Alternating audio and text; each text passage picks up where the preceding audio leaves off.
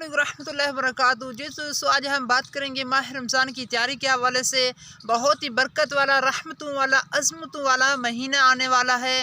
تو مہمان مہینہ ہے، یعنی اللہ تعالیٰ نے آپ کو 11 مہینے عطا فرمائے جس میں آپ کھا پی سکتے ہیں، ٹیسٹ کر سکتے ہیں، ذائقہ لے سکتے ہیں۔ تو ایک مہینہ برکت والا مہینہ آ رہا ہے، اس میں خوب عبادت کیجئے، روزے رکھیے، انشاءاللہ دونوں جہاں کی بلائیاں حاصل ہوں گی۔ رمضان مبارک کے حوالے سے حاجی عبدالحبیب کا ایک کلپ سنیے 2 منٹ کا، آپ کو بہت ہی علم حاصل ہوگا، ماہ رمضان کی قدر و قیمت معلوم ہوگی۔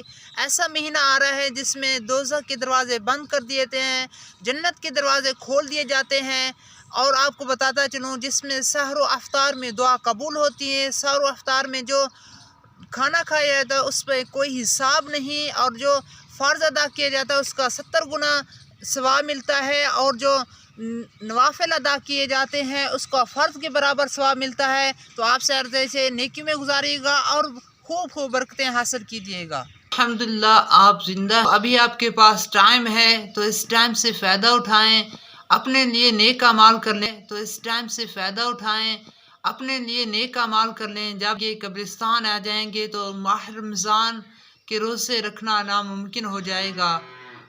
اب نیک اعمال کرنے کا ٹائم ہے، اپنے لیے نیک اعمال کر لیجئے، نمازوں کے لیے پابندی شروع کر دیجئے، روزوں کی پابندی کیجئے، تراویح کی پابندی کیجئے، انشاءاللہ دونوں جہاں کی بھلائیاں حاصل ہوں گی۔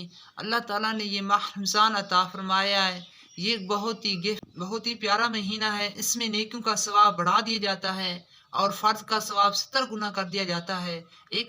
ایک سبحان اللہ کہیں تو کتنا ثواب مل جاتا ہے۔ تو اس میں غفلت میں نہ گزاریے گا، اپنے لیے تیاری کر لیجئے، ماہ رمضان کے لیے تیاری کر لیجئے۔